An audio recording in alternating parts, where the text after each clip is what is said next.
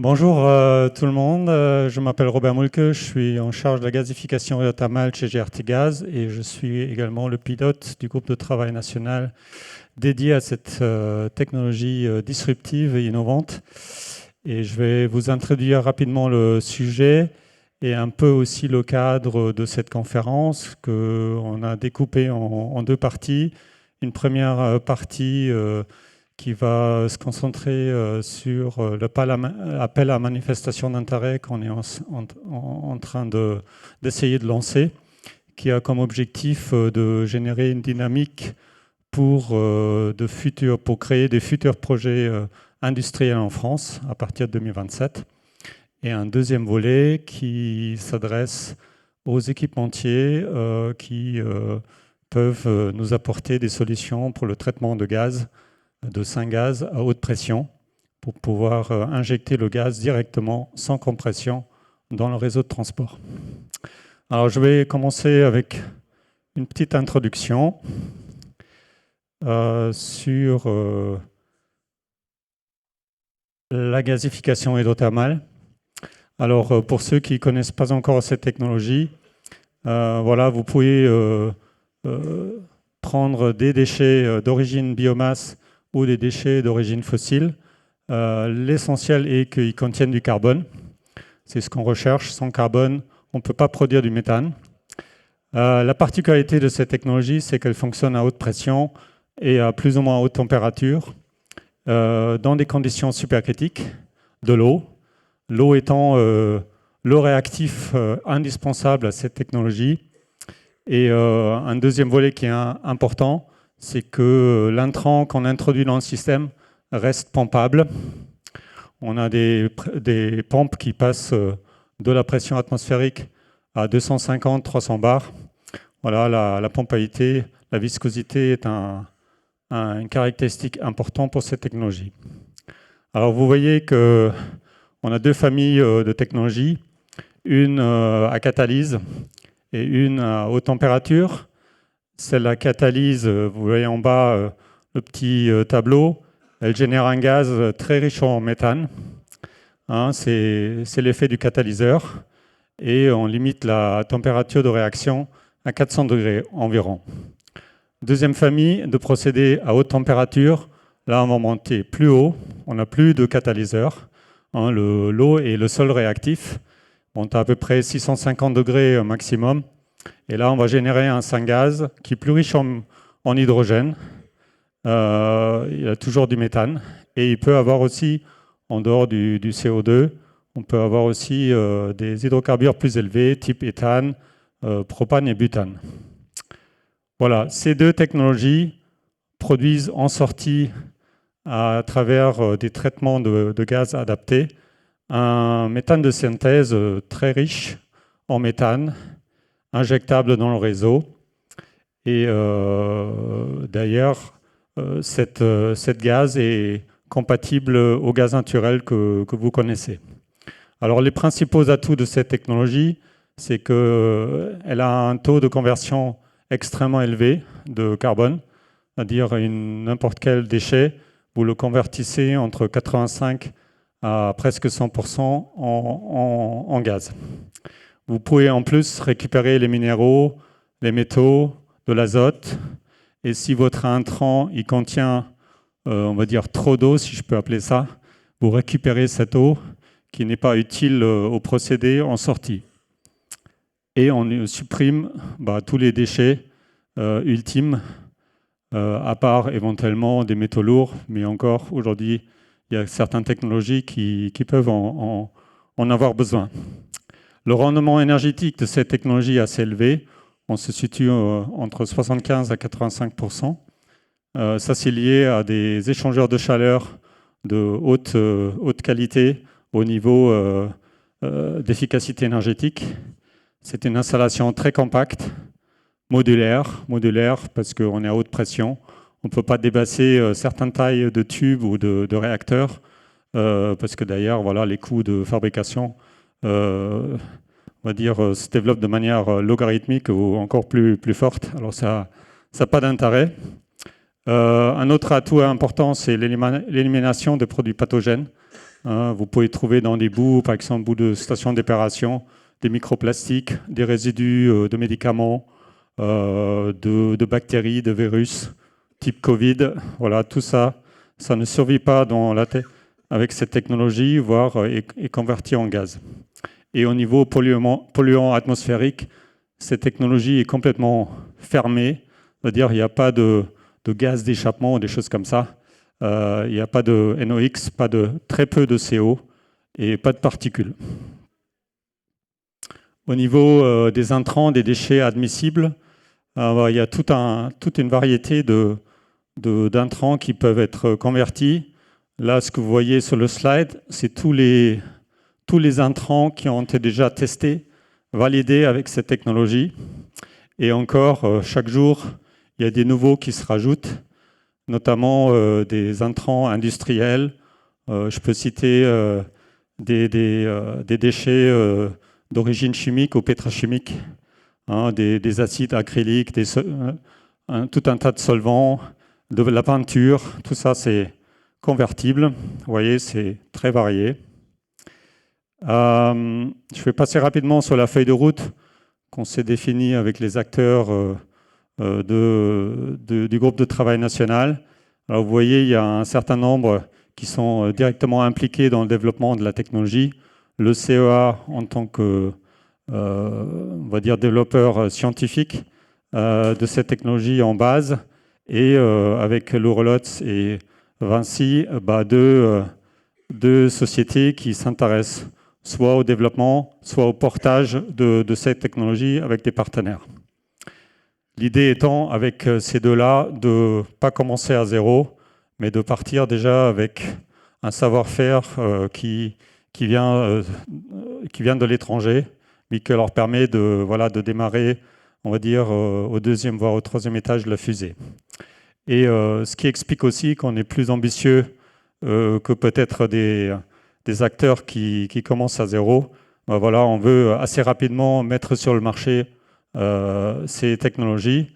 Ça se passe à travers l'un ou l'autre projet pilote aux démonstrations, mais l'objectif est très rapidement de passer ce seuil d'apprentissage et d'optimisation de la technologie pour sortir dès 2027 les premiers projets industriels en France, sachant qu'aujourd'hui, on a un équivalent aux Pays-Bas qui a déjà sa première installation industrielle, qui l'année dernière a produit 750 000 normomètres cubes de gaz, dont 250 000 ou 150 000 ont été injectés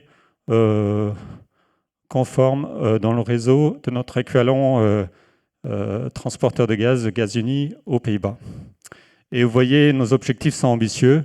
On souhaite réaliser d'ici 2030 une soixantaine de projets avec une capacité d'injection d'au moins 2 TWh. Et en 2035, on projette à peu près 220 projets avec une capacité de 12 TWh. Et bien sûr, en 2050, voilà, ça c'est l'objectif à terme, au moins 50 TWh dans le réseau. Alors là, vous voyez une petite prospective, comment on voit ce développement qui traduit ce que je viens de dire. Mais ce qui est intéressant de voir, c'est que les 220 projets, c'est l'équivalent de l'énergie qui produit par l'EPR, si un jour il marchera, à Flamanville, à 1700 MW. Voilà, la même énergie, de manière constante, on est capable de produire avec les 220 projets. Alors, comment peut-on arriver pour industrialiser cette filière ? En fait, il y a plusieurs étapes qui sont un peu, je ne veux pas dire obligatoires, mais qui nous facilitent cette mise en œuvre.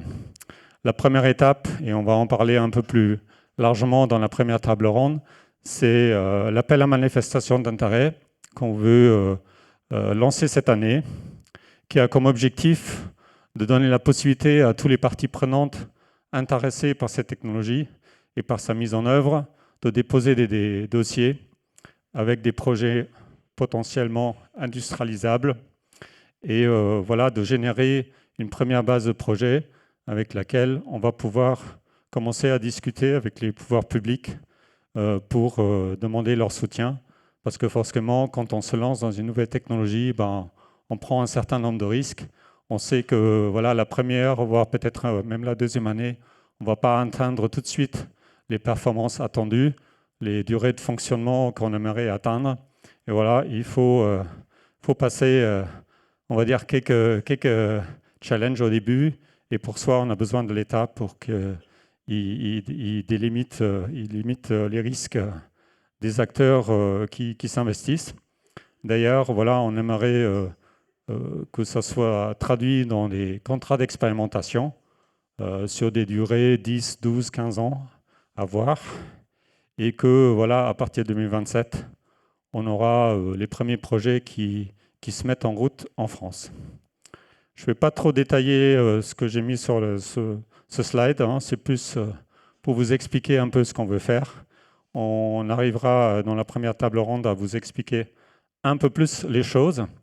Et pour cela, on va passer à la première table ronde et j'invite voilà, Simon Caralou, qui est copilote du sous-GT Innovation, GT Biogaz du contrat stratégique de filière Nouveau Système Énergétique et qui est en même temps actif sur la partie biogaz dans la BU Biogaz de Total Energy. Bonjour Simon. J'invite également Nathalie Génin, qui est responsable des services au syndicat mixte d'assainissement de l'agglomération grand-villoise. Bonjour Madame Génin. Sofiane Zalouk de l'Urolots Technologies, responsable R&D. L'Urolots est un des développeurs français de la technologie. On a à distance, j'espère, Frédéric Julliard, j'espère qu'on le voit. Pas encore.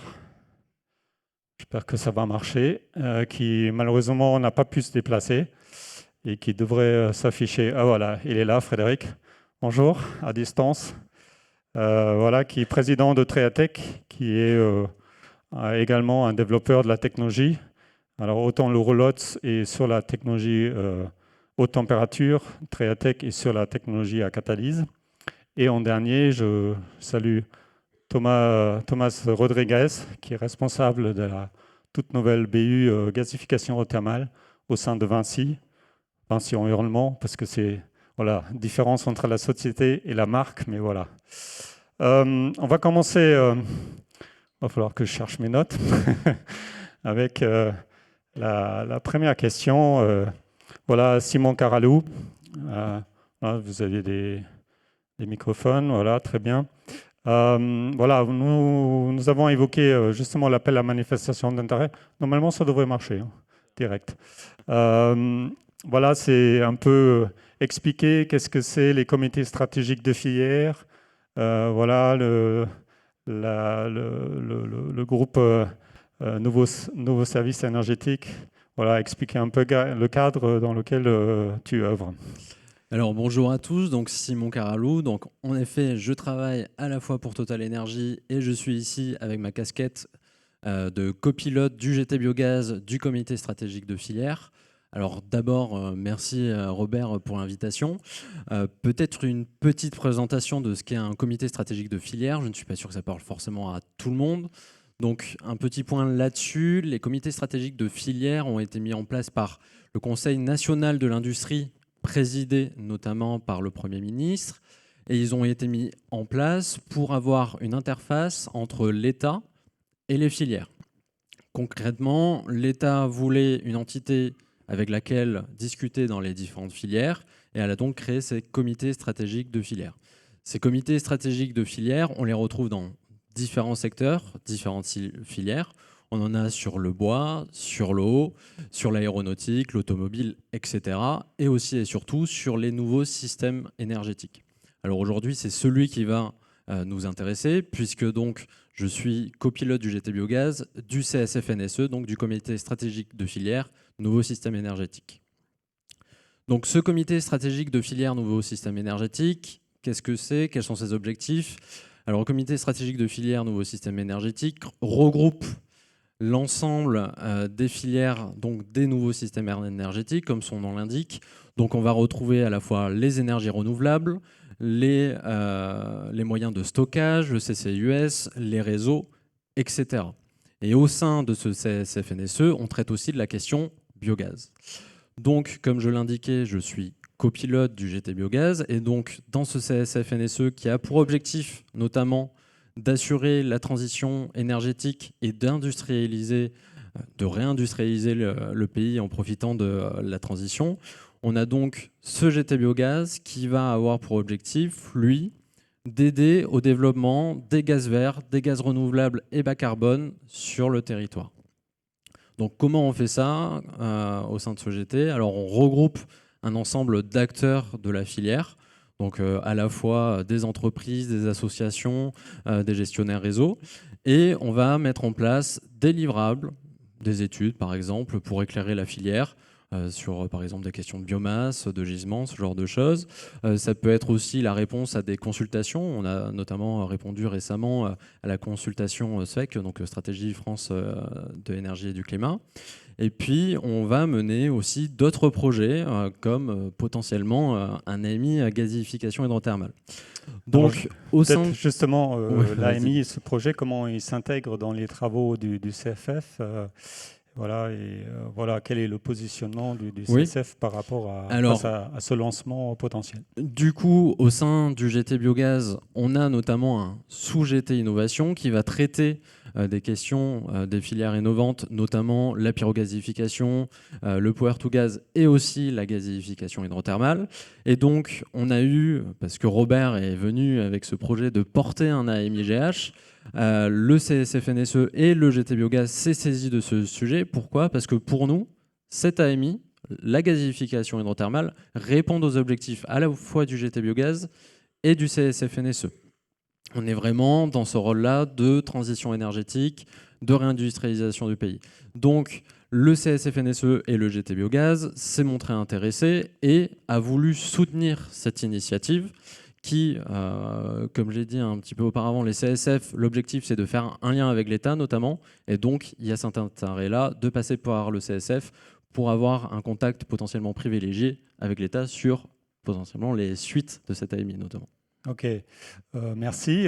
Dans quelle mesure justement cette AMI dédiée à la gazéification hydrothermale génère des impacts positifs pour l'industrialisation de cette technologie en France?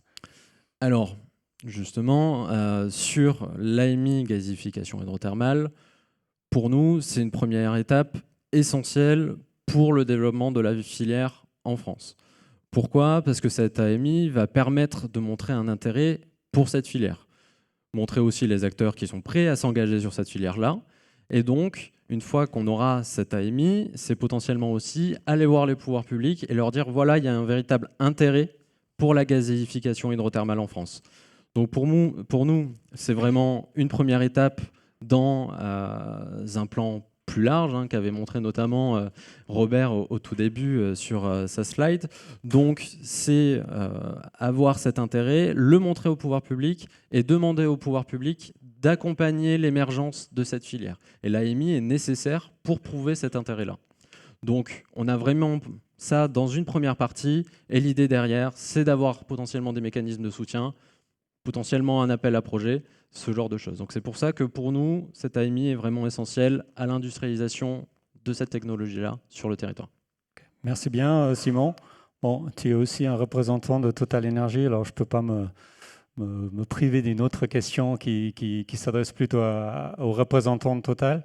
Voilà, comment justement cette AMI, cette technologie, quel intérêt vois-tu pour la mise en œuvre de futurs projets industriels de manière générale pour ton groupe? Alors en effet, donc, je suis aussi de Total Energy. De manière générale, parce que forcément on ne va pas rentrer dans tous les détails, mais l'intérêt qu'on voit pour cette filière-là, elle est multiple. Comme le disait Robert, il y a notamment un intérêt qui peut être, notamment pour un industriel comme Total Energy, assez intéressant, c'est la potentielle valorisation de déchets fossiles ou de déchets qui sont très difficilement valorisables aujourd'hui. On peut penser aux liqueurs noires, à certains solvants, donc des produits de la pétrochimie, ce genre de choses. Et donc forcément, pour un acteur comme Total Energy, mais aussi pour l'ensemble de manière plus large pour le territoire, etc., c'est une filière qui possède vraiment de multiples externalités positives. Donc cette valorisation d'intrants fossiles qui sont difficiles aujourd'hui de valoriser, qui vont plutôt partir soit en incinération, soit en enfouissement. Donc on peut valoriser d'une meilleure façon, en tout cas, ces gisements-là grâce à la gazéification hydrothermale. On a ensuite d'autres coproduits. On va avoir la production, par exemple, de minéraux qui vont pouvoir servir de fertilisants. Vous n'êtes pas sans savoir que les fertilisants, aujourd'hui, on en importe beaucoup en France. Donc, il y a cette vision hors du cadre de la compagnie, mais plus large, qui est une meilleure résilience sur ces produits-là. La production aussi, potentiellement, de certains métaux qu'on ne produit pas ou peu sur le territoire et qui, du coup, là, va s'inscrire notamment dans les politiques françaises et européennes. On peut penser notamment au Critical Raw Material Act qui avait été pris, et notamment sur le recyclage des métaux sur notre territoire. Et puis, on a aussi donc, la valorisation du CO2, la valorisation de l'eau, puisqu'en effet, on va avoir une assez faible consommation de l'eau et les surplus vont pouvoir être réutilisés. Et puis, il y a surtout, pour moi qui suis notamment de la BU Biogaz, quelque chose qui est forcément intéressant, c'est la production de gaz qui peut être directement injecté dans le réseau. Et là, tout de suite, on va donc avoir un ensemble d'externalités positives, de coproduits, qui, à une époque où on parle de transition énergétique, de décarbonation de l'économie, de l'industrie, mais aussi d'une augmentation de notre résilience et d'une souveraineté énergétique, pour moi, cette technologie, en tout cas, répond à de nombreuses de ces questions et à de ces challenges. Et donc, je pense qu'elle a un bon avenir devant elle. Merci beaucoup, Simon, pour ton intervention. On va passer le micro à Madame Génin. Voilà, on change de Total Energy à une collectivité locale qui est spécialisée dans le traitement des eaux usées. Et voilà, Madame Génin, en tant que représentante justement de cette entité, d'une collectivité locale, pourriez-vous nous présenter d'abord rapidement votre structure et ensuite nous expliquer pourquoi l'AGH est particulièrement intéressante pour un acteur comme vous? Bonjour à tous. Effectivement, donc, petite présentation donc, de notre structure. Donc, nous sommes basés dans le département de la Manche. Nous constituons en fait la Pointe du Roc à Granville constitue la partie la plus septentrionale de la baie du Mont-Saint-Michel. Ça permettra à un certain nombre d'entre vous de vous repérer. Nous sommes un syndicat à vocation unique, donc une compétence unique qui est l'assainissement collectif. On s'étend sur le territoire de 16 communes. Qui représente une superficie de 188 km², un nombre d'abonnés qui s'élève quasiment à 22 000 abonnés, une densité qui est moyenne de 178 habitants au km², et qui fluctue de 49 à plus de 1200. Effectivement, une forte concentration de la population sur le bord de mer, et puis une population beaucoup moins présente au fur et à mesure qu'on rentre à l'intérieur des terres. Un territoire qui est caractérisé au niveau de ses activités économiques essentiellement par le tourisme, mais également l'agriculture. Nous sommes en Normandie, donc je n'ai pas besoin de vous faire de grands dessins, et une industrie qui reste relativement limitée et qui peut être souvent dans la Manche en relation avec l'alimentation, les industries agroalimentaires. Aujourd'hui, donc, nous avons 5 stations d'épuration. Là aussi, un peu de poids de mesure sur notre syndicat. La plus petite, 195 équivalents habitants, située sur l'archipel de Chausey, qui est rattaché au territoire de Granville. Et puis, la plus importante, la station d'épuration Goéland, qui est basée sur la commune de Granville, qui est une station de type boue activé à faible charge. Un process très classique en France et très bien maîtrisé. 70 000 équivalents habitants. Construite en 2005, elle traite 2,2 millions de mètres cubes et une production de 1300 tonnes de matière sèche de boue. Ces boues subissent un traitement mécanique par le biais d'une centrifugation, un essorage tout simplement. On essaye de faire sortir de l'eau. On arrive à une siccité de 20%. Et puis une hygiénisation, alors que nous avons souhaité au départ... si les exploitants souhaitaient effectivement faire des épandages sur les pâtures, et qui nous a bien aidés parce qu'en période de Covid, on a pu continuer à faire des épandages sur les terres agricoles. Alors effectivement, pourquoi l'AGH? Puisqu'on est sur quelque chose de bien maîtriser là aussi sur les épandages. Tout simplement parce qu'on recherchait une solution qui permettait de réduire la matière. Aujourd'hui, on a des problèmes de stockage, ça devient un peu presque aberrant, on traite presque trop bien. On en arrive à 98-99% de MES abattus. Donc effectivement, on est bien au-delà de ce que nous réclame l'arrêté. La conséquence de ça, c'est qu'on produit des boues. On nous a imposé le traitement du phosphore, alors qu'on est à 2 km du littoral où il y en a à foison du phosphore. Et là aussi, on a un procédé physico-chimique qui favorise également la production de boue. Donc entre notre stockage saturé et puis un plan d'épandage qui commence à devenir important et peut-être qui va devenir concurrentiel, effectivement, c'est le premier point qui nous a amené à rechercher une solution permettant cette réduction de matière. Le deuxième point, c'est effectivement les incertitudes concernant le monde agricole.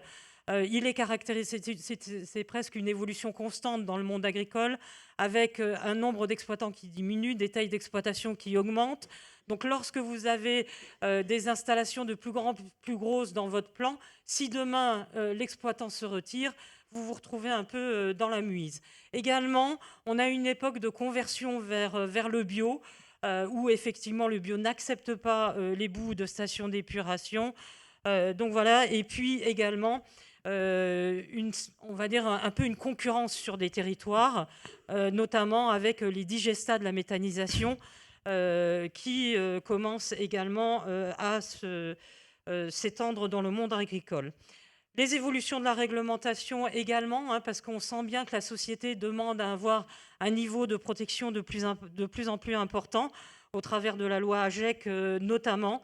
Les réglementations du socle commun, il y a eu encore une consultation là à l'automne, une modification des normes sur certains paramètres. Il va falloir regarder les plastiques, il va falloir regarder le verre. Et justement, ce qui amène aussi à regarder les boues, c'est un produit extrêmement complexe, fait effectivement d'une part agronomique, mais fait de plein d'autres choses. On nous a demandé de rechercher les substances dangereuses pour l'environnement dans nos eaux. Et bien effectivement, on trouve plein d'autres choses. On trouve des produits phytosanitaires, on trouve des HAP, on trouve des perturbateurs endocriniens, on retrouve des médicaments, on retrouve énormément de choses. Et effectivement, c'est un produit très compliqué à traiter. Et puis, la production d'énergie, mais je dirais presque qu'elle est arrivée un peu comme la cerise sur le gâteau, parce qu'au départ, c'est pas ce qui a justifié effectivement qu'on se soit intéressé à la gazéification hydrothermale. Voilà, justement, vous avez déjà introduit le sujet et je sais que vous avez déjà réalisé une étude de faisabilité pour la valorisation de vos boues. Pourriez-vous nous en parler rapidement? Et deuxième question, quelle est la suite justement que vous avez donné cette étude et pourquoi intéressez-vous aussi à d'autres intrants potentiels que les boues? Donc effectivement, nous nous sommes engagés dans un projet qu'on a dénommé le projet Lavoisier, parce que rien ne se perd, rien ne se crée, tout se transforme, articulé autour de deux axes que sont l'économie circulaire, avec notamment la réutilisation des eaux usées traitées, et la transition énergétique en regardant effectivement la production d'énergie via du photovoltaïque et en utilisant nos installations, la récupération des calories des eaux usées et la gazéification hydrothermale avec les boues. En clair, et on a trouvé ce leitmotiv pour le projet Lavoisier en disant que nos eaux usées ont un potentiel et que effectivement aujourd'hui on veut effectivement utiliser ce potentiel de nos eaux usées. On est parti donc avec le CEREMA, on s'est interrogé, est-ce qu'on part vers la sphère privée, est-ce qu'on part vers la sphère publique?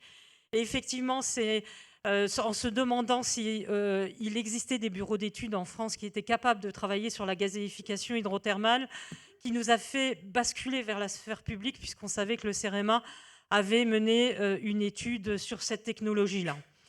C'est aujourd'hui donc un projet R&D qui bénéficie d'une prise en charge du CEREMA et qui est également une étude qui bénéficie de l'accompagnement d'un partenaire financier pour nous qui est extrêmement important et constant depuis des années, l'Agence de l'eau Seine-Normandie, et également du Conseil régional de Normandie. Cette étude est composée de 3 phases. Il va y avoir au départ une étude de gisement pour apprécier l'opportunité, hein, parce que les boues sont peut-être pas le produit le plus méthanogène de la planète. Voilà. Et puis surtout, en tant que collectivité, effectivement, on essaye de travailler sur des solutions qui répondent à des problématiques d'un territoire. Si effectivement il y a une problématique sur des boues, il y a peut-être ailleurs, que ce soit pour d'autres collectivités, notamment on pense à celles qui gèrent les déchets, mais également pour des privés, peut-être que cette technologie peut constituer une solution sur le territoire du Grand-Villers. Deuxième stade, eh bien, on réalisera des tests sur les 3 intrants les plus intéressants et ils passeront sur le pilote sur lequel on a déjà fait passer les boues, à savoir le pilote de Tréatech. Et enfin, la troisième phase sera l'étude de faisabilité dans sa globalité, une faisabilité technique, une faisabilité bien sûr économique, parce que derrière, il faut donner des assurances à nos élus, et également les aspects réglementaires et d'implantation. L'intérêt effectivement pour les intrants, on vient d'en parler très rapidement, mais effectivement des industriels, on a parlé effectivement des industries agroalimentaires, hein. Les agriculteurs sont aujourd'hui dans la Manche devant chez Lactalis, voilà. Ça en fait partie, mais également des industriels plus locaux, avec notamment une entreprise qui est implantée sur le Grand-Villers qui produit des bouchons d'élastomère, et puis d'autres entreprises qui peuvent avoir besoin de gaz pour faire leurs produits également. On l'a dit sur les boues, un produit complexe, mais peut-être également un rapport cicité, pompabilité qui est limité. Et puis effectivement, donc, je l'ai dit, une solution territoriale et également le plastique aujourd'hui qui, je pense, va devenir le souci d'un grand nombre d'entre nous. Ok, merci beaucoup. Une réponse très complète. Voilà, un dernier volet. Bon, on a tous compris, votre territoire a une densité de population, mais aussi d'activités industrielles, on va dire, relativement limitée. Voilà, pourquoi justement vous pensez que malgré tout la gasification thermale fait quand même sens et est-ce que vous envisagez avec le cadre qu'on a présenté avant avec Simon de l'appel à manifestation d'intérêt, est-ce qu'une fois lancé, ça fait sens aussi pour vous et est-ce que vous pouvez vous imaginer de déposer un dossier? Et quel est pour vous aussi le besoin de soutien le plus important dont vous avez besoin et pourquoi? Tout à fait. Alors, effectivement, bon, c'est une solution. Enfin, nous, on la voit, la gazéification hydrothermale, je l'ai dit, mais je le redis, c'est une solution qui doit être envisagée pour un territoire et qui ne doit pas se limiter seulement au bout de stations d'épuration. Et puis, une chose un peu particulière, lorsqu'on a fait la première réunion, on est en novembre 2021 avec les instances réglementaires au niveau de nos territoires, la DDTM, l'ARS bien sûr, mais également le sous-préfet et puis de possibles partenaires financiers comme l'Agence de l'eau et le conseil départemental. On présente la gazéification hydrothermale et tout de suite l'Agence de l'eau dit tout ce qui concerne l'énergie, nous n'interviendrons pas. Et là, finalement, au fur et à mesure des mois qui se sont passés à force de discussions, d'échanges, etc., on essaye de convertir l'agence en lui disant qu'effectivement, c'est un procédé à part entière de traitement des boues et que finalement, comme je le disais dans le préliminaire de mon propos, finalement, la production d'énergie pour nous est la cerise sur le gâteau et également une cerise financière. Effectivement, nous sommes extrêmement favorables à cet AMI parce que derrière, on sent bien effectivement qu'il y a encore besoin de faire bouger les lignes au niveau des pouvoirs publics, au niveau surtout des instances gouvernementales et des ministères. Et puis effectivement, il faut impérativement qu'on ait la possibilité de nous aider parce que je le rappelle, pour des structures comme la nôtre, nous sommes des services publics à caractère industriel et commercial. Et le financement de nos investissements et des charges d'exploitation sur nos installations provient essentiellement, en tout cas pour les charges de fonctionnement complètement, du prix de l'assainissement. Donc il est extrêmement important qu'on ait des mécanismes de soutien pour pouvoir mettre en place ces technologies qui sont nouvelles. Il va falloir, tout mon travail à moi, c'est de convaincre nos élus. C'est pas évident. Il y a une prise de risque. Une prise de risque, elle est compliquée pour tout le monde, mais elle est encore plus compliquée quand c'est de l'argent public. D'accord ? Et voilà pourquoi il est essentiel que nous participions à cette AMI et peut-être dans le futur à des appels à projets, hein, puisque en tant que collectivité, effectivement, vous savez qu'on est dans des cadres, hein, notamment le cadre de la commande publique. Il y aura des phases de conception avant d'imaginer des phases de travaux, etc., avec des règles à respecter. Et là aussi, eh bien, effectivement, d'autres accompagnements. Mais en tout cas, je peux vous dire qu'on avait un sous-préfet à Avranches qui malheureusement est parti, mais en tout cas qui était complètement derrière nous et ce projet. Et donc je pense qu'au niveau des territoires, ils peuvent aussi, eux, contribuer à la souveraineté. Et finalement, n'est-ce pas ce cumul de souveraineté locale qui nous permettra d'atteindre une souveraineté nationale.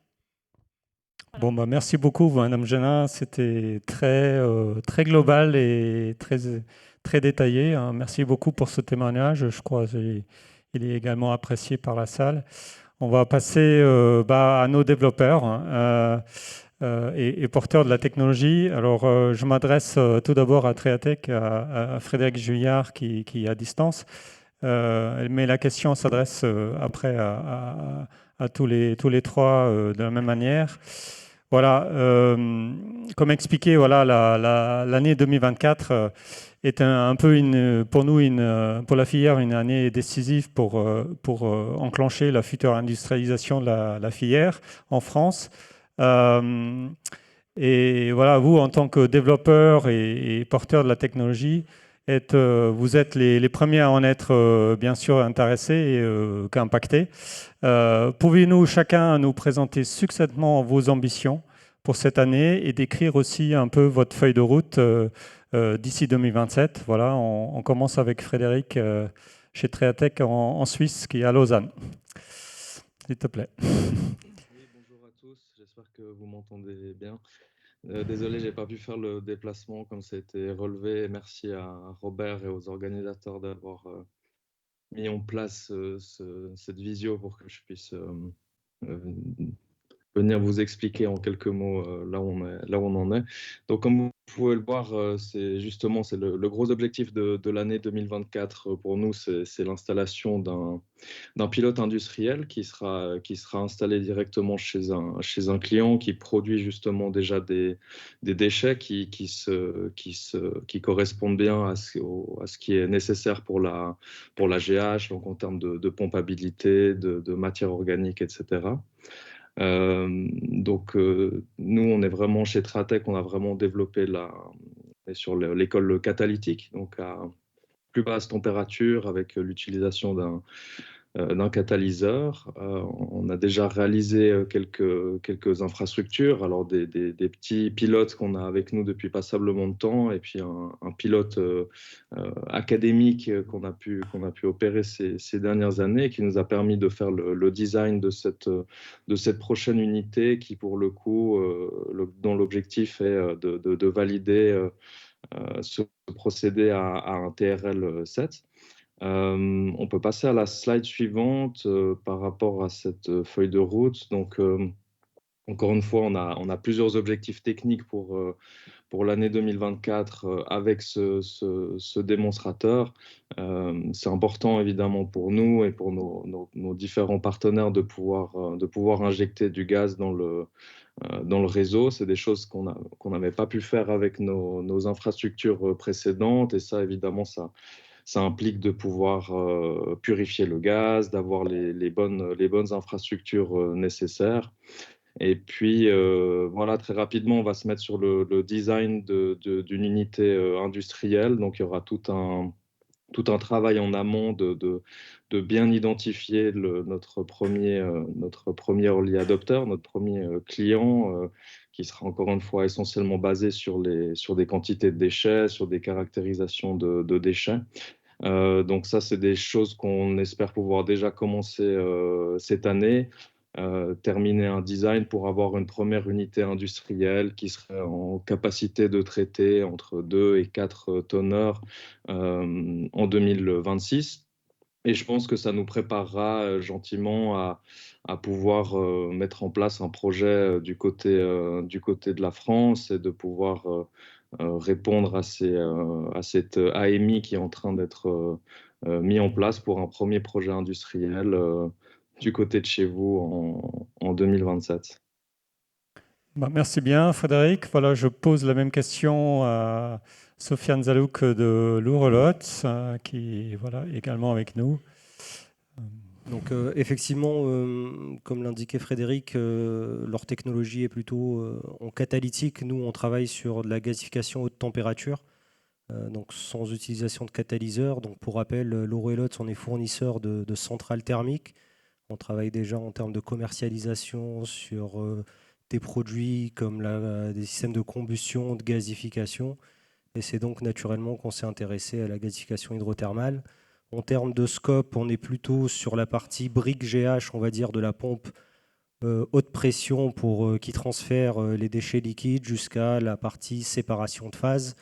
On ne s'occupera pas de la partie traitement de gaz ou de la partie conditionnement, préparation des intrants, qui n'est pas dans notre cœur de métier. Donc on s'intéresse à la GH, comme l'indique Aéropère, depuis 2021 à travers différentes études de faisabilité. On a un peu regardé ce que ça représentait en termes de CAPEX, d'OPEX, de faisabilité technique. La solution nous semble pertinente, donc on a lié un partenariat avec nos collègues allemands du KIT, où on a fait un transfert technologique sur cette technologie haute température. Et en termes de challenge, on va dire, et d'avancement pour l'année en cours, c'est qu'on va poursuivre les études de pré-engineering sur un projet de démonstrateur pré-industriel qui serait potentiellement installé à Montoire, pas très loin d'ici, pour valider cette technologie à une échelle qui serait de l'ordre de 500 à 1 tonneur. Et en parallèle, on va travailler également sur un petit démonstrateur de quelques dizaines de litres par heure pour pouvoir tester différentes typologies d'intrants. La technologie qu'on souhaite faire à échelle pré-industrielle serait adaptée pour des bouts de STE, donc un enjeu, on va dire, assez important en ce moment. Pour les années à venir, à partir de 2025, c'est d'avoir un démonstrateur de petite taille chez nous à Nantes pour pouvoir faire différentes études de faisabilité au niveau des intrants industriels ou d'autres gisements, et également avancer sur la partie démonstrateur pré-industriel, sur notamment la partie construction, pour qu'à partir de 2026, on puisse commencer l'exploitation de ce démonstrateur pré-industriel et avoir un retour sur l'utilisation de ce démonstrateur pour commencer à bâtir des offres d'un point de vue commercial à fin 2026, début 2027. Merci Sofiane. On va passer la parole à Thomas Rodriguez de Vinci. Voilà, même question. Même question, différentes réponses. Bonjour à tous, merci d'être là. Merci Robert de ton invitation. Vinci Environnement, on est une marque de Vinci Construction Grand Projet. Nous sommes un EPC, donc en français, Engineering, Procurement and Construction. On est un intégrateur de solutions industrielles que l'on vend clé en main en projet sur mesure à des clients. Nos objectifs, notre feuille de route d'ici 2030, en 2024, c'est de construire des partenariats technico et clients pour faire des faisabilités. Nous gardons un objectif de réaliser un pilote pré-industriel qui ferait de l'ordre de 0,5 tonneur ou peut-être un petit peu moins. Pouvoir faire des tests d'intrants différents, capitaliser ce retour d'expérience et pouvoir, à la fin de l'année 2024, passer au niveau de maturité technologique de 7.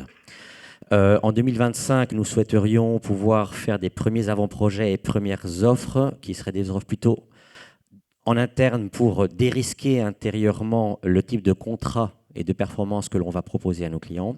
Réaliser un démonstrateur industriel là, de plus grande taille, de tonneur, en mono-application, sur un site industriel, et valider en fin 2025 un passage à la TRL 8. Déploiement commercial en 2026 à l'échelle industrielle, donc avec le setup industriel qui concerne l'approvisionnement en balance of plant. Et notre objectif commercial serait en 2027 d'atteindre 20 projets de gasification hydrothermale en France et en proche Europe, et en 2030, 60 projets. Voilà, Merci. intéressant. Merci pour ce témoignage et ces objectifs intéressants. Bon, on va rajouter une couche parce que voilà, avec l'appel à manifestation d'intérêt, voilà, on est en train de préparer une petite vague qui vous arrive. Voilà, la question est un peu à vous trois. Voilà, quelles sont les offres que vous êtes en capacité de proposer à vos clients potentiels, comme par exemple Madame Gelin, pour les accompagner et à concrétiser voilà, des potentiels projets industriels à terme. Et comment préparez-vous justement faire face à cette sollicitation qui peut être relativement importante? On sait qu'il y a un certain nombre de parties prenantes, aussi bien de l'industrie que du domaine des déchets, que voilà, traitement d'eau usée, peuvent faire appel à vous. Voilà, on va recommencer avec Frédéric à nous apporter sa vision, sa réponse dans cette approche-là, s'il te plaît. Oui, effectivement, donc l'objectif, c'est de se tenir prêt pour cette feuille de route de la filière et du GT.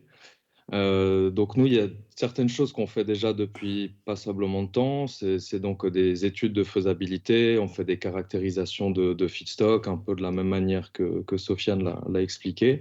On va faire des études sur les coûts qui seront nécessaires, voilà, en fonction des quantités annuelles générées sur un site bien spécifique. Et puis là, dans le cadre de l'AMI, alors on va essayer de pousser tout ça un peu plus loin, commencer à s'intéresser de manière un peu plus poussée, un peu plus spécifique sur la caractérisation des intrants. Ça, c'est sûr que c'est toujours la première étape, mais surtout sur les différents systèmes de pré-traitement qui seront nécessaires à mettre en place. Évidemment que si on traite des bouts d'épuration, des intrants d'une industrie ou d'une autre, la matière est différente. Et c'est vrai que ces aspects de pompabilité, etc., nécessitent vraiment d'avoir des équipements de pré-traitement qui sont vraiment bien réfléchis. Évidemment, après, il y a toute la brique du procédé de GH. Typiquement, si on a encore une fois, pour des bouts d'épuration, on a un système qui est nécessairement complexe. On a besoin d'avoir un séparateur de sel qui est vraiment efficace, ce qui n'est pas forcément le cas de tous les intrants qu'on peut voir. Donc, encore une fois, là, il peut y avoir des choses un peu différentes les unes des autres. Et puis après, c'est évidemment sur la valorisation des sous-produits, donc du gaz renouvelable qui sera produit, des solides, de l'eau. Évidemment que tout ça, on doit trouver les bons exutoires et ça nécessite du travail de notre côté, mais évidemment aussi à faire en collaboration avec des acteurs comme SMAG, mais comme d'autres également. Il y aura tout un échange à faire avec les fournisseurs pour qu'on puisse vraiment commencer à articuler des chiffres les plus précis possibles pour nous permettre de prendre des décisions par la suite et de s'assurer que ce type de projet fasse vraiment du sens, que ça soit pour nous, mais essentiellement pour les clients et pour les collectivités. Merci Frédéric. Même question à Sofiane. Comme l'expliquait un peu Frédéric, effectivement aujourd'hui ce qu'on peut proposer sur la partie haute température, c'est des études de faisabilité. On a développé des modèles qui permettent d'avoir une estimation des CAPEX, des OPEX, des bilans énergétiques, bilans massiques, faire des maquettes 3D, des études qui permettent d'implanter une installation GH dans l'environnement qui est considéré. À partir de l'année prochaine, on pourra compléter cette offre via des essais sur pilote laboratoire. Cela permettra d'avoir des valeurs réelles issues d'expérimentation pour pouvoir alimenter nos modèles. Et on souhaite, d'ici 2027, via le démonstrateur pré-industriel, avoir un maximum de REX pour pouvoir prendre des garanties de performance, de disponibilité sur des installations industrielles. Bon, très rapide et concis, merci Sofiane. Thomas, voilà, attends, je change le slide. À toi. Oui, alors en effet, l'appel à manifestation d'intérêt est un sujet qui nous intéresse beaucoup. Nous sentons tous que c'est une filière qui s'organise et qu'il y a vraiment une attente de beaucoup d'acteurs de marché. En fait, les effluents liquides touchent plein de secteurs d'activité. Et nous, aujourd'hui, on a identifié une vingtaine d'intrants possibles. Nous, en tant qu'EPC constructeur de centres de valorisation énergétique de déchets, puisque nous avons construit beaucoup de méthaniseurs, mais aussi d'unités de valorisation énergétique avec cogénération ou production directement électrique, nos compétences clés sont l'ingénierie et l'intégration. Et donc, en tant qu'intégrateur, nous souhaiterions pouvoir nous positionner sur l'AMI pour pouvoir apporter toute la valeur ajoutée de l'intégration, des achats et de la contractualisation du projet.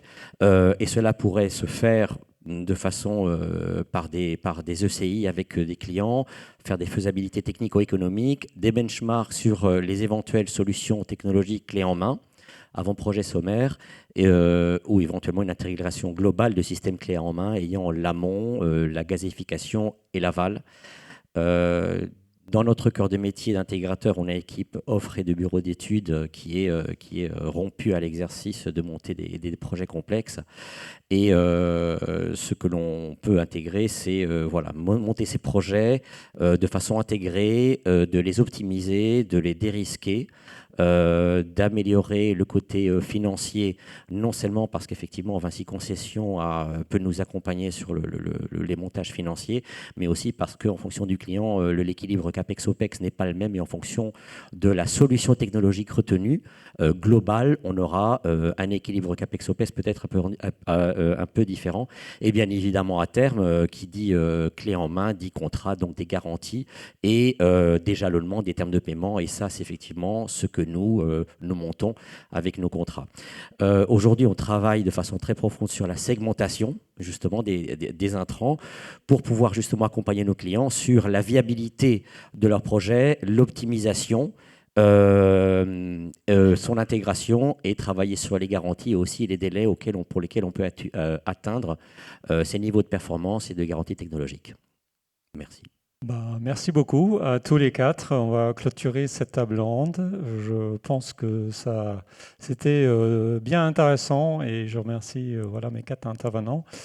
On va changer de table et je demande trois nouveaux interlocuteurs de me rejoindre sur la scène. Alors, on va commencer par Hugo Viola, qui est responsable projet. Oui, merci beaucoup. De Gasfio, groupe Pietro Fiorentini. Hugo, il travaille également sur la partie Nouveau Gaz, qui est une activité que justement son groupe investit depuis pas mal de temps. Je salue également Sander Regerkerk, j'ai toujours un peu de mal avec ton nom, responsable ingénierie de Harol Energy, qui se trouve en Savoie. Et également Noémie Hilerlo, qui est responsable R&D côté Prodéval, qui se trouve également dans la région Rhône-Alpes, Auvergne, à côté de... C'est Valence TGV, c'est ça, Voilà. Alors, ces trois personnes, pourquoi je les ai fait venir? C'est parce que on parlait de la gazification en thermale, mais il y a une brique importante en aval, c'est justement faire en sorte que le syngaz, le gaz de synthèse qui sort des différents types de réacteurs, qu'elle puisse être injecté dans le réseau, comme dans le cas de la méthanisation ou dans la pyrogasification. Ce gaz brut n'est pas directement injectable et on a besoin d'un traitement de gaz en aval.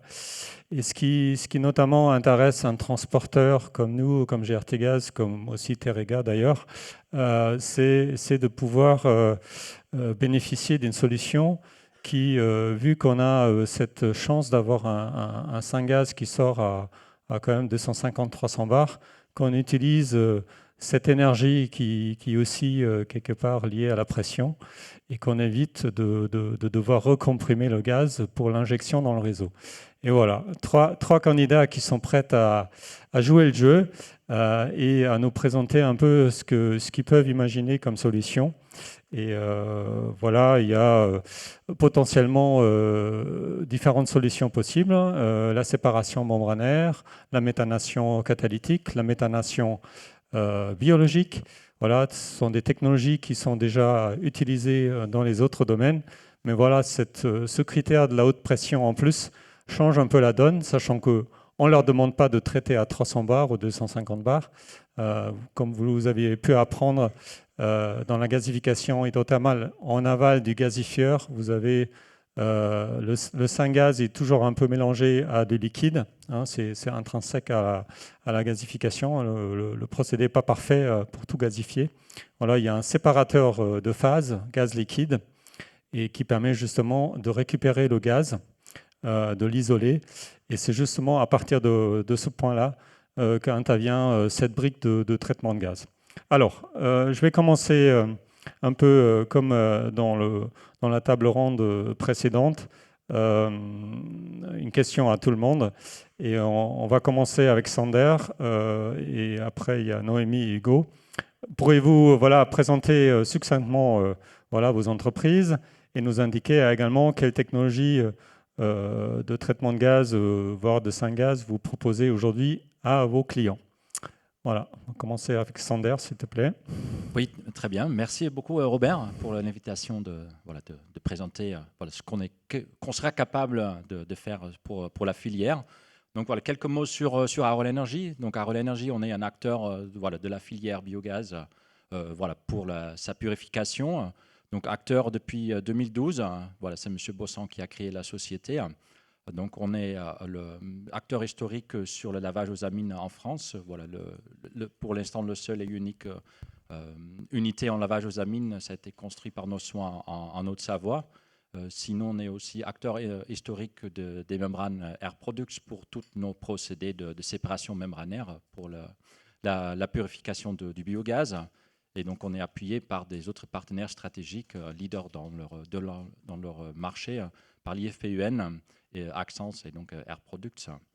Voilà, notre savoir-faire, les compétences historiquement dans la purification du biogaz pour sa transformation en biométhane, donc par lavage aux amines ou par voie séparation membranaire.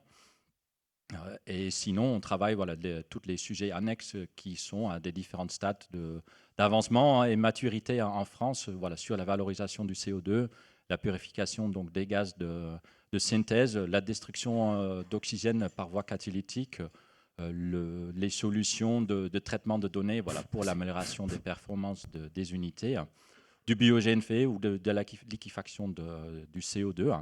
Voilà, actuellement, sur le territoire en France, on a 53 unités qui sont en opération, avec des différentes tailles qui vont de moins de 100 normomètres cubes de biogaz jusqu'à plusieurs centaines de normomètres cubes de biogaz traités.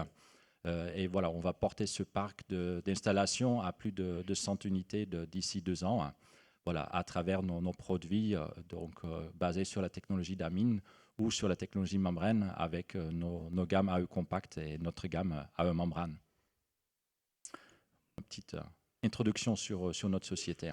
Merci beaucoup, Sander. Voilà, on va passer à Prodeval, à Noémie, qui va nous présenter rapidement sa société. Bonjour à tous et merci pour l'invitation. Donc en effet, je représente la société Prodeval. On est une société qui est spécialisée dans la valorisation des gaz renouvelables. Donc on existe depuis depuis une trentaine d'années. Ça fait 10 ans qu'on travaille sur l'épuration de biogaz en biométhane. C'est surtout pour ça qu'on est reconnu aujourd'hui. On est un acteur avec beaucoup de références puisqu'on a plus de 450 installations à travers le monde, comme vous pouvez le voir sur la carte.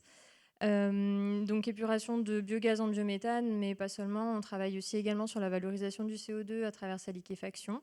Et puis on propose un ensemble de briques qui permettent d'optimiser le procédé complet, par exemple à travers de l'autoconsommation. Voilà, plusieurs filiales à travers le monde, mais un siège basé à Valence, voilà, entreprise très franco-française. Voilà. Ok, merci beaucoup. Hugo? Ah oui, je ne sais pas si Noémie, si tu veux dire rapidement quelque chose sur Méticentre ou tu préfères tout à l'heure. Ok, c'est nous qui avons mis le mot avec l'ordonnance. Vas-y, Hugo. Bonjour à tous et merci Robert. Gasfio, un acteur français, un industriel basé en Normandie, à Romilly-sur-Andelle, à côté de Rouen. Nous sommes 200 à travailler là-bas dans une usine. Un véritable industriel fondé en 1890. On était connu sous le nom de Briffaut avant. On propose des produits, des composants pour les réseaux de gaz naturel et également des systèmes pour épurer le biogaz, pour injecter le biométhane dans les réseaux. Nous proposons aussi des services. On a 20 techniciens qui peuvent se déplacer sur toute la France pour faire de la maintenance de nos solutions. On propose des services de métrologie, des vérifications périodiques. Pour ce qui est des technologies de traitement de gaz, on en a 3 made in France. Fiograd qui permet d'épurer le biogaz, Fiogrid qui permet d'injecter le biométhane dans les réseaux, et Zoé qui permet de liquéfier le CO2 pour le valoriser ou le capturer. On fait partie d'un groupe italien, le groupe Pietro Fiorentini, 2800 employés, 500 millions d'euros de chiffre d'affaires. Et grâce à cette appartenance au groupe, on a accès à 3 autres technologies de traitement de gaz. La méthanation biologique avec la société Micropyros, qui permet de convertir l'hydrogène et le CO2 en méthane grâce à l'action de micro-organismes dans un réacteur agité. Nous sommes capables aussi de produire de l'hydrogène avec la société ITER, société italienne. Et enfin, nous maîtrisons également la technologie de liquéfaction du méthane avec la société ADD Synergie. Merci beaucoup pour ce premier tour et la présentation de vos activités et vos entreprises. On va repasser la parole à Sander et justement, on a bien compris, voilà, vous travaillez sur différentes technologies de traitement, vous avez déjà plusieurs en place. La question est laquelle voyez-vous particulièrement placée pour répondre à ce défi de traiter le gaz à plus haute pression?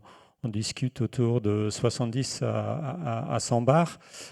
Quel serait le développement nécessaire en termes de R&D en amont d'une potentielle sortie industrielle de cette technologie et sous quel délai pensez-vous pouvoir sortir cette solution pardon, je suis allé trop loin commercialement. Voilà. Ouais, très bien. Donc, effectivement, voilà, dans notre portefeuille, on a donc les 2 différentes technologies, la phage aux amines et les membranes.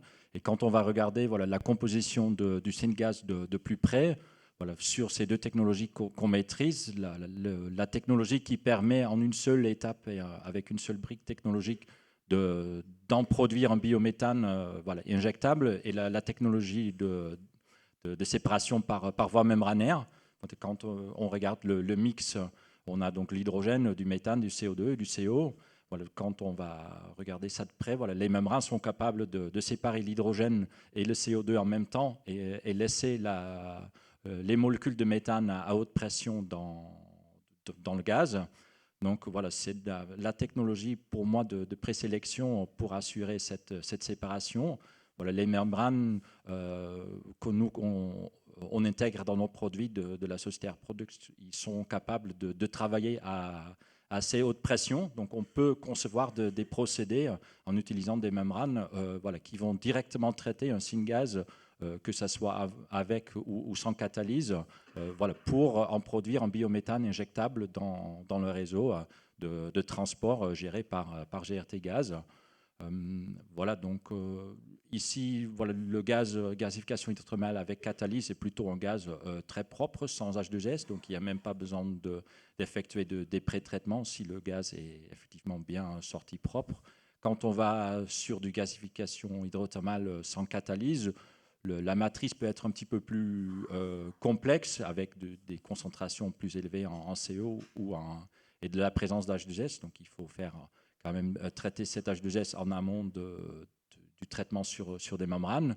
Et il faut faire attention de ne pas avoir trop d'hydrocarbures lourds pour pouvoir respecter l'indice de Wob et le PCS à la sortie de la séparation. Mais sinon, si ça est bien maîtrisé en amont, même sur la gasification hydrothermale sans catalyse, on peut arriver à sortir un gaz directement injectable à haute pression. Après, bien sûr, se pose la question sur le rendement de ces genres de procédés. Donc, on peut soit procéder à un traitement en voie unique sur un seul étage membranaire où on utilise donc directement la haute pression disponible. Donc, on a fait des premières simulations sur ce genre de matrice et on peut arriver à un biométhane injectable avec un rendement qui avoisine le 74%. Et l'off-gas, dans ce cas-là, est bien sûr encore riche en hydrogène qui peut être valorisé par des autres moyens, par exemple un chauffage directement local sur site.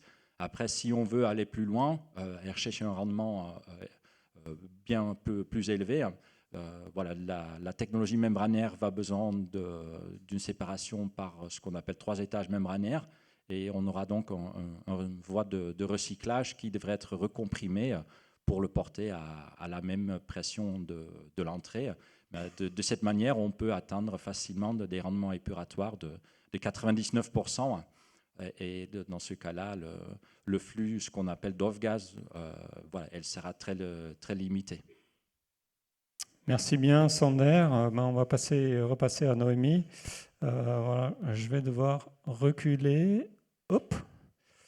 Voilà, voilà la question. Bon, forcément, Prodeval est déjà, je dirais, un majeur dans le traitement de gaz de la méthanisation. Mais voilà, je sais que vous avez déjà également réalisé du traitement d'autres gaz. Voilà, pourrez-vous nous apporter un peu des précisions à ce sujet?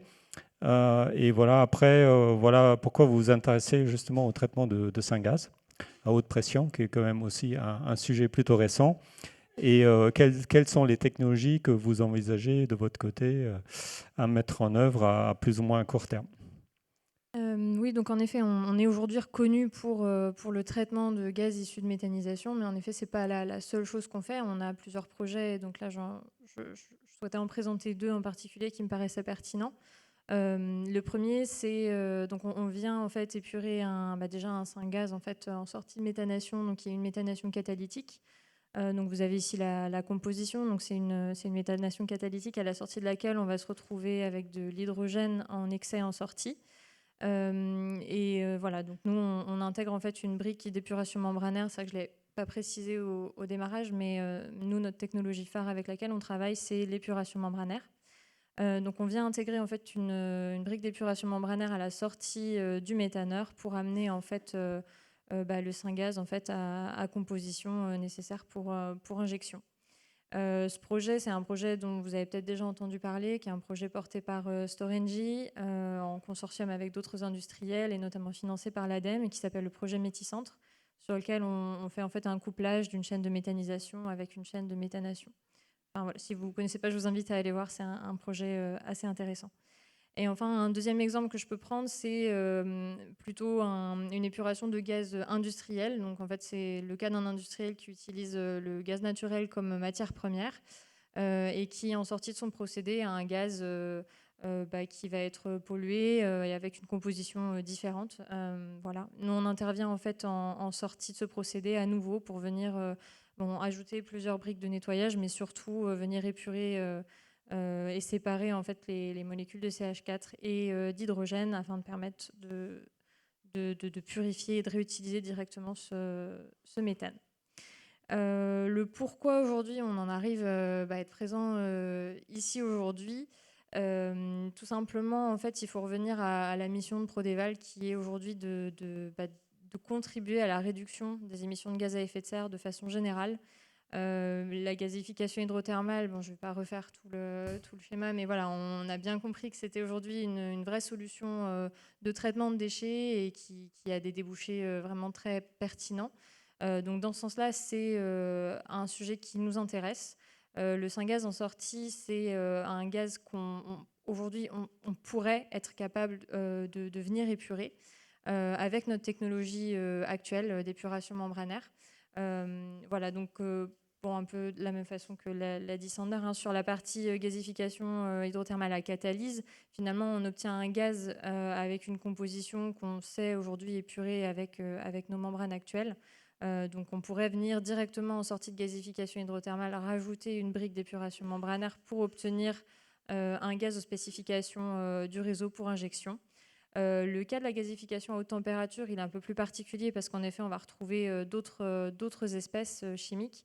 Donc on pourrait, dans un premier temps, imaginer directement en sortie de réacteur une brique d'épuration membranaire pour amener d'un côté un gaz de spécification du réseau et d'un autre côté trouver une nouvelle voie de valorisation de ce gaz, de ce mélange restant CO2 hydrogène.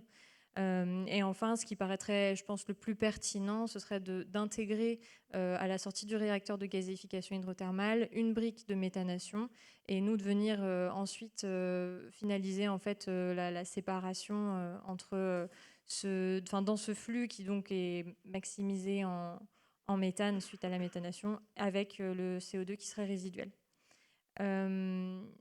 Aujourd'hui, et en toute transparence, on est plutôt nouveau, on va dire, sur le sujet de la gasification hydrothermale. C'est un sujet qui nous intéresse et sur lequel on sait qu'on pourrait être pertinent. Voilà. La grande question qui se pose, c'est évidemment la question de la pression par rapport à l'adaptation finalement de nos solutions actuelles à cette pression. Au vu des dimensionnement qu'on a déjà pu faire en interne, c'est quelque chose qui est atteignable, qui demande en effet un peu de développement, mais quelque chose qui peut tout à fait se faire dans le cadre d'un consortium, par exemple, sur un projet qui pourrait répondre à l'AMI et au futur AAP éventuel. Merci beaucoup, Noémie.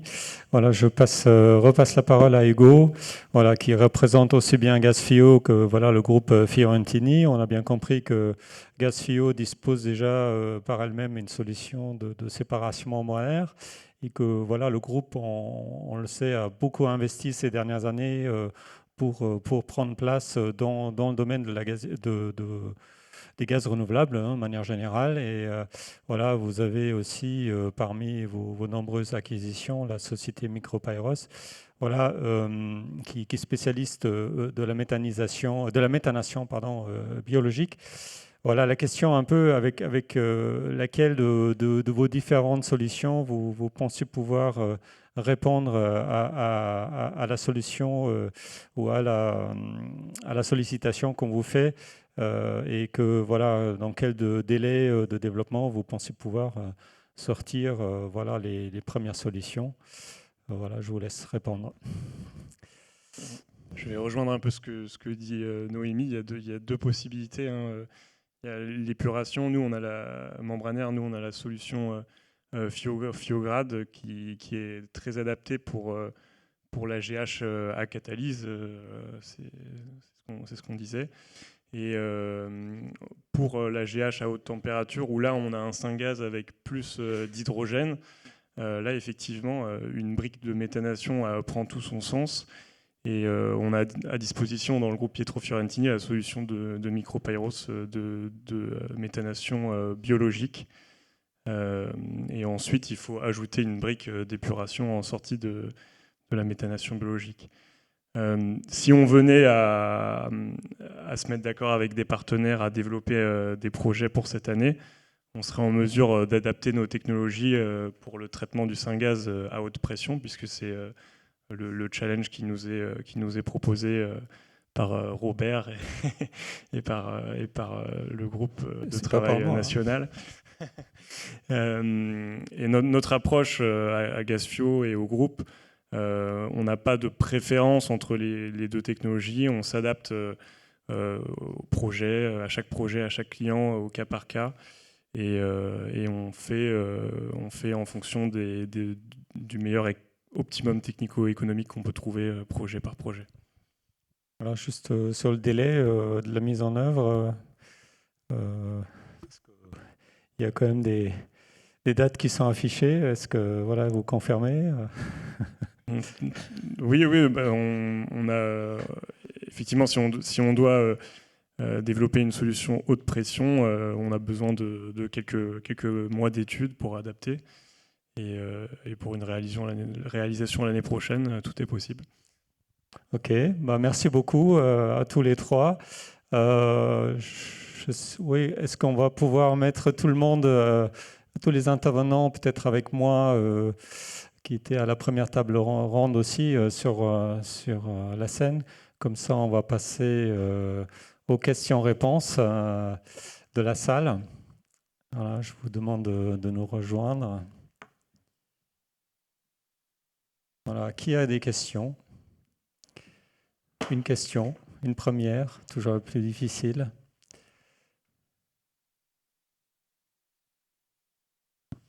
Pas de questions. Ah, le microphone qui arrive. Merci bien. Bonjour. Dans la présentation initiale qui a été faite de la gasification hydrothermale, il a été mentionné la possibilité de traiter une large catégorie d'intrants qui pourraient être traités par d'autres méthodes, y compris la méthanisation. Donc j'aurais aimé que vous précisiez peut-être dans quel cas ça vous paraît le plus adéquat d'utiliser la gasification hydrothermale, voilà, pour qu'on puisse savoir, préciser le cas d'usage. Ok, bon, je vais faire une première réponse et je passerai la parole après à nos développeurs et porteurs de technologie. Je dirais je pense que c'est notamment Sofiane qui l'a bien expliqué au départ. Nous visons d'abord les intrants qui contiennent de l'eau, parce que, on va dire, naturellement, le procédé a besoin d'eau pour fonctionner. L'avantage de la technologie, c'est qu'elle recycle l'eau quasiment à 99%. Hein, le fait qu'on est dans une conversion thermochimique, quand il y a des déséquilibres au niveau des réactions, on va dire la physique va chercher l'hydrogène là où elle le trouve, dans la matière sèche du déchet ou dans l'eau. Mais voilà, les quantités sont faibles, ce qui fait quand même globalement cette technologie recycle quasiment intégralement l'eau et que le surplus est après évacué. Alors l'eau est forcément un acteur important dans l'approche, mais voilà, ça n'empêche pas qu'on peut rajouter des intrants secs. On peut par exemple imaginer de rajouter des déchets d'amidon, des déchets de poussière de bois, des choses comme ça.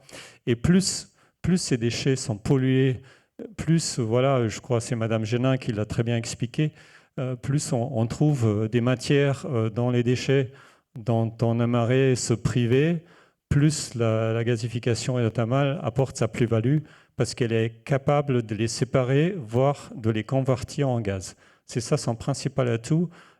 Tout ce qu'on cherche, et c'est pour ça que le nom de Lavoisier comme titre de projet à la SMAG, j'ai beaucoup aimé ça, parce que voilà, on essaye de copier le plus possible la nature. On veut éviter de générer de nouveaux déchets. On veut essayer de faire en sorte que tout ce qu'on va produire, tout ce qu'on va générer d'ailleurs, on va pouvoir le réutiliser. Bon, le gaz, on va sortir une qualité de gaz qui ne va rien changer pour le consommateur final, parce qu'il utilisera le gaz qui sera injecté au même titre que le fait aujourd'hui pour le gaz naturel, ou le biométhane en sortie de méthanisation. Et après, voilà, on récupère des minéraux, des métaux, de l'eau, de l'azote. Voilà. L'idée, c'est de trouver des solutions, des procédés qui permettent de revaloriser ça. Et là, au niveau des intrants, on a tout type d'intrants. Comme on a expliqué, on a des intrants des industriels qui sont de nature très différente. Récemment, j'ai eu un client qui produit des yaourts et qui conditionne les yaourts comme on les trouve, on va dire, au supermarché. Et une partie de sa production, pour des raisons qu'il ne m'a pas expliquées, voilà, part à la poubelle. Sauf qu'il est obligé de déconditionner ces pots de yaourt. Il faut qu'il sépare la partie plastique du yaourt, etc. Vous prenez la gasification hydrothermale, vous broyez le tout avec un diamètre de moins d'1 millimètre de particules, et vous le faites rentrer dans la machine et elle va le convertir. Vous n'avez pas besoin de décomposer.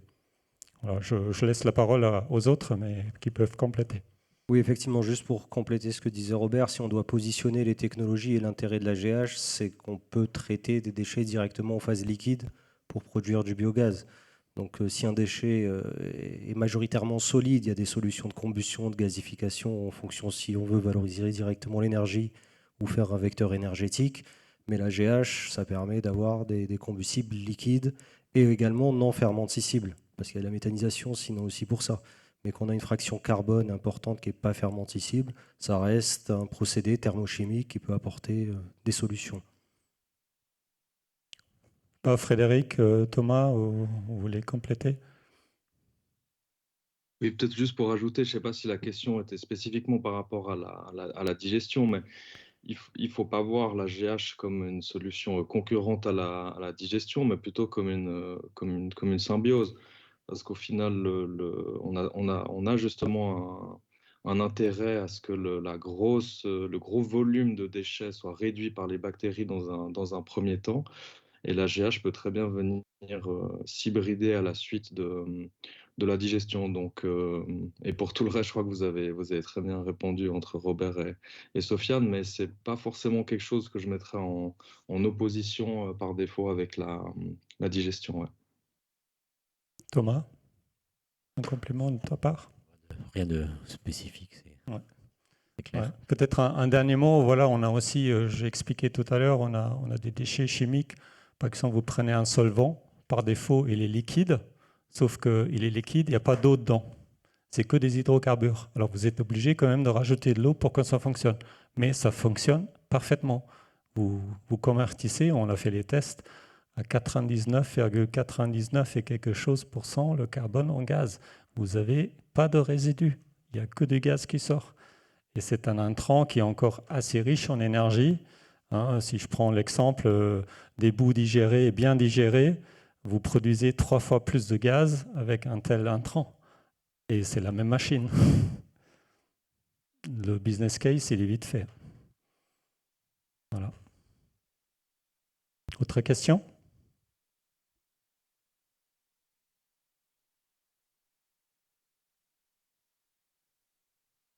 Bonjour, merci. Alors j'ai 2 questions. Que faut-il pour déposer un AMI comme document ou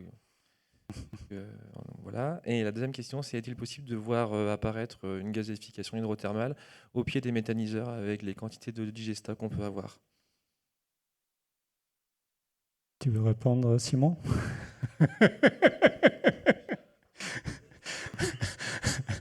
Bon, alors je vais répondre par rapport à l'AMI. Voilà, l'AMI, justement, on vient de déposer une note auprès de la responsable du CSF-NSE. Avec Simon, on a déposé cette demande. En gros, c'est une demande de soutien moral, parce que d'ailleurs, ce n'est pas le CSF-NSE qui va le dérouler. C'est essentiellement GRT Gaz, c'est moi-même qui va devoir mettre la main à la pâte. Et bien entendu, on fait ça en collaboration avec les développeurs et avec toutes les parties prenantes qui sont intéressés par ce déroulement. L'idée, bon, je suis passé très vite tout à l'heure sur le slide, mais l'idée c'est de réaliser ça cette année. A priori, la période de dépôt des dossiers va être au 3e trimestre, c'est ce qu'on vise. Après, voilà, il faut que tout puisse être mis en place. On a besoin d'un appui pour, on va dire, on va prendre une ingénierie qui va nous aider à déplucher tous les dossiers qui vont être déposés. Voilà, on a le CSF avec nous. On a aussi, bien sûr, on s'adresse d'ailleurs, on va dire, au ministère, à l'ADEME, etc. Voilà, c'est une démarche justement de partage. D'ailleurs, bien sûr, ceux qui déposent des dossiers, ils peuvent le faire de manière plus ou moins confidentielle parce que certains n'ont pas forcément envie que ça sache, que leurs concurrents sachent que voilà, ils sont dans la GH. On va traiter ça de manière confidentielle. Mais d'ailleurs, c'est quand même pouvoir afficher, il y a X dossiers qui ont été déposés avec tant de production de gaz, tant de déchets traités, quel type de déchets, etc. Tout ça, ça va être public, on va dire, d'une certaine manière. On va sortir un rapport qui va le rendre public. Et tout ce qui est confidentiel, ça reste entre ceux qui ont participé et ça reste, on va dire, à huis clos. La deuxième question, c'était par rapport à la digestion. Là, à la limite, je laisse répondre, mais voir si vous voulez compléter quelque chose par rapport à ce que j'ai dit, n'hésitez pas. Non, effectivement, par rapport à la digestion, est-ce qu'on a des chances un jour de voir des systèmes de GH couplés à des méthanisations pour traiter les digestats? On travaille pour, en tout cas. Il reste pas mal de carbone sur la partie digesta et ils sont complètement valorisables. Il y a des études qui ont été faites là-dessus et on peut valoriser le carbone disponible dans les digestats pour en faire du méthane.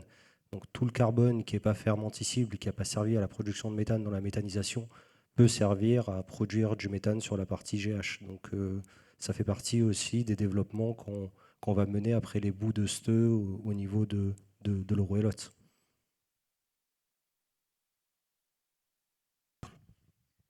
Oui, je vais me permettre de relier votre dernière question avec celle de monsieur.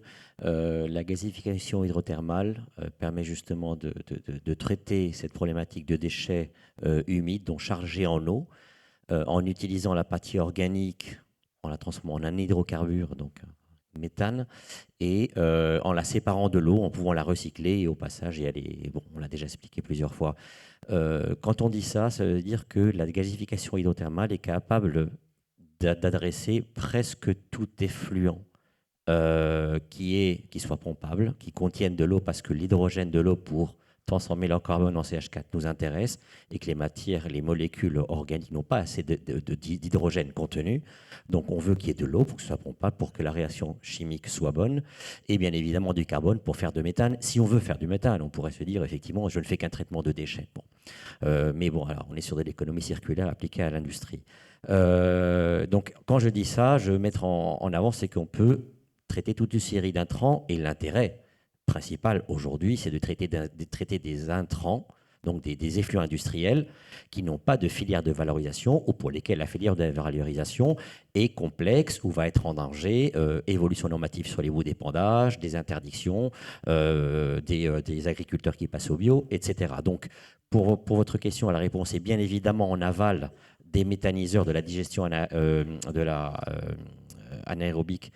Nous pourrons voir des gazéfieurs parce qu'en plus, notre temps de séjour est très court. Donc, on peut justement compenser le taux de méthanisation d'un méthaniseur, on le complète avec une gazéification hydrothermale. Mais aussi, on pourra surtout être présent sur d'autres applications sur lesquelles la méthanisation ou l'incinération ne sont pas pertinentes. Il y a un exemple dont on n'a pas parlé, ce sont par exemple les pollutions par les algues. Il y a des pays qui ont déjà beaucoup travaillé sur la gasification sur des algues, notamment les sargasses. Voilà. Peut-être un complément aussi. On va passer tout de suite la question au monsieur. La gasification thermale, vous êtes tous conscients, elle est un peu plus chère que la méthanisation, ce qui veut dire aussi qu'on va viser des tailles un peu plus importantes. On pense que on va dire la taille moyenne en France d'une future gasification hydrothermale se situe entre 4 et 8 MW. Ça veut dire entre 400 et 800 normomètres cubes injectés dans le réseau. On peut trouver des sites qui ont bien plus de déchets, notamment dans l'industrie. J'ai connaissance de certains sites industriels qui dépassent largement les 100 000 tonnes de déchets produits par an. Là, on peut imaginer de monter à 10, 15, 20, peut-être 25 MW. C'est tout à fait possible. Il faut bien être conscient de ça. Ça veut dire aussi, en contrepartie, on va pas non plus chercher n'importe quel méthaniseur si elle est digesta. Après, il faut trouver le bon compromis entre où sont situés les déchets. Est-ce qu'il faut les transporter? La GH se positionne plutôt comme un centre de valorisation où on peut imaginer autour d'elle 10, 15, 20 km, on va chercher des déchets pour les amener à la centrale pour les convertir. Et là, et c'est le deuxième volet, on peut, et ça c'est le grand avantage de cette technologie, on peut mélanger les intrants, qu'on peut moins bien faire avec d'autres technologies. La gasification est capable de le faire. Après, il faut que la réglementation, l'État nous autorise, ce qui n'est pas forcément gagné. Vous êtes bien conscient qu'en France, on a une réglementation parfois très complexe, beaucoup plus complexe que dans d'autres pays.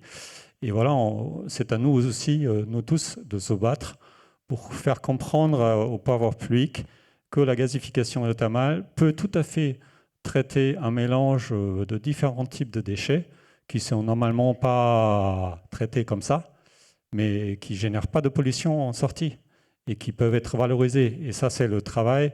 Bon, on a des acteurs comme Suez, Veolia et d'autres avec nous qui sont dans ce domaine-là actifs et qui savent ce que ça veut dire aujourd'hui traiter un déchet et quelles complications on peut avoir avec certaines technologies, incinération et autres. Voilà, je m'arrête là parce que sinon je vais trop parler. Je vais laisser la parole à un monsieur. Je peux vous donner ma... Le micro est parti. Bonjour, merci beaucoup Christophe Journet pour Matières Premières Énergie Média. Moi j'aurais juste deux petites questions. En fait, merci pour vos présentations. Est-ce que vous vous sentez déjà en concurrence avec des procédés différents qui visent quand même un petit peu à faire les mêmes choses? Ça c'est la première question. Deuxième question, peut-être plutôt Robert. À propos des déchets plastiques qui peuvent être valorisés via ce procédé de GH, est-ce que c'est déjà une autre forme de recyclage chimique que celles qui sont déjà en cours de développement chez un certain nombre de grands groupes mondialisés ou pas, ou des gens plus start-up comme Carbio, ça va clairement maintenant? Voilà, c'est deux questions un peu différentes, mais la première, est-ce que vous vous sentez déjà en concurrence par rapport à des offres de procédés différents, mais visant à apporter les mêmes solutions?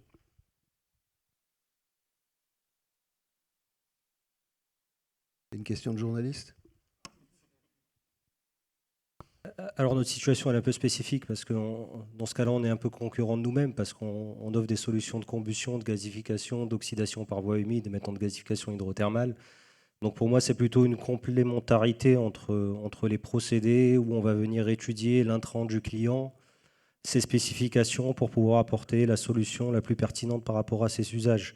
Et donc après c'est le business case qui va décider quelle solution on peut déployer par rapport à un cas type.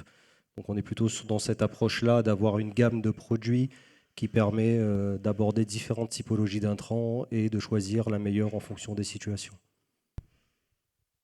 Ouais, peut-être un complément, je ne sais pas si d'autres collègues veulent intervenir, mais vous pouvez avoir le cas de figure et je pense que de manière générale, il faut écouter le client, il faut comprendre quel est son besoin, quelles sont ses contraintes. Et un client peut tout à fait imaginer de traiter, par exemple, les effluents animaux par méthanisation, mais il peut avoir aussi un problème parce qu'il sait qu'il n'a pas de terrain d'appendage pour ses digestats. Et là, la gasification hydrothermale peut être l'alternative parce qu'elle va pas provoquer ce problème-là, elle va résoudre ce problème. Et notamment quand il a des quantités assez importantes. Et on sait très bien, en France, on peut avoir certains sites où il y a des très grands élevages animaux et ils sont confrontés à cette problématique-là. Et voilà, la GH peut être une alternative. Mais voilà, notre idée, c'est pas de générer de la concurrence bêtement, c'est pas du tout ça. C'est une question de taille, c'est une question de contexte. Plus le contexte est compliqué, plus la gasification hydrothermale peut déployer ses avantages et ses atouts, bah, voilà, plus elle a une chance de percer et d'apporter le maximum de plus-value. Hein. C'est vraiment ça, quoi. Et voilà, sur la deuxième question, c'était par rapport à plastique. Je ne sais pas si peut-être Frédéric, tu peux répondre parce que je sais que tu as déjà, avec votre technologie, fait des tests. Je te laisse répondre et je compléterai. Oui, bien sûr. Donc, la manière dont on va valoriser la matière organique avec la GH, c'est vraiment sous forme d'énergie. Mais vous faisiez allusion à une autre technologie. C'est sûr que pour tous les procédés industriels, les déchets qui sont obtenus, s'ils peuvent en refaire une matière qui peut être exploitable et remise en tête de procédés, c'est sûr que c'est ça qui doit être fait. Nous, on arrive vraiment au moment où on considère que cet effluent est un déchet. Et on essaie d'être meilleur que les technologies d'élimination. C'est sûr que quand on finit par brûler les choses et qu'elles contiennent beaucoup d'eau, on peut facilement être plus rentable, plus intéressant, plus durable. En ce qui concerne les plastiques, je ne suis pas forcément persuadé que la GH sera la solution du futur où on finira par mettre du plastique grindé dans ce procédé. Par contre, c'est vrai qu'il y a quelque chose qui est très important, c'est notamment les digestats, les résidus des stations d'épuration qui contiennent plutôt les microplastiques. Alors ça, c'est vrai que c'est important au moins de pouvoir dire avec la GH, on va éliminer ces microplastiques, tant mieux, on en fait de l'énergie. Et je pense que c'est plus ça qui est vraiment important de souligner. Après, encore une fois, est-ce qu'on va être ce sera la techno à mettre en place pour faire de l'énergie à partir de plastique? Je ne suis pas forcément persuadé que ce soit l'objectif principal. Ouais, tout à fait. Je pense que voilà, il faut se dire que toutes les plastiques qui ne sont pas récupérables par le biais que voilà, on ne sait pas quel type de plastique c'est, etc., qu'il est souillé, qu'il est mélangé à d'autres déchets, bah, il faut avoir cette pensée que la GH peut être une solution, mais on ne va pas... Bon, à part que peut-être un chimiste qui va nous dire, bon, moi j'ai des déchets de plastique, votre techno nous intéresse, bah, il est libre de l'utiliser. Mais ce n'est pas comme ça qu'on la positionne. Il y a la pyrogasification qui sait très bien faire ça. Voilà, on n'est pas là pour se marcher sur les pieds, chacun a sa place. Mais voilà, il faut avoir le réflexe de penser à toutes ces filières, chacun a ses plus-values. Mais chacun déploie ses plus-values en fonction d'un certain contexte. Et ça, c'est libre à chaque client de décider qu'est-ce qu'il favorise. Et voilà, on s'adapte à ça et on propose la solution la mieux adaptée. Et la GH, j'espère qu'elle en fait partie de sa réflexion, comme elle le fait chez Madame Genin, qui a bien étudié la question aussi pour son cas de figure. Voilà, on va devoir s'arrêter parce que ma collègue Malika, elle désespère que je ne laisse pas la place. Voilà, le Power to Gas va être le prochain sujet. Je remercie beaucoup nos intervenants, je remercie pour votre présence et à une prochaine fois. Merci beaucoup.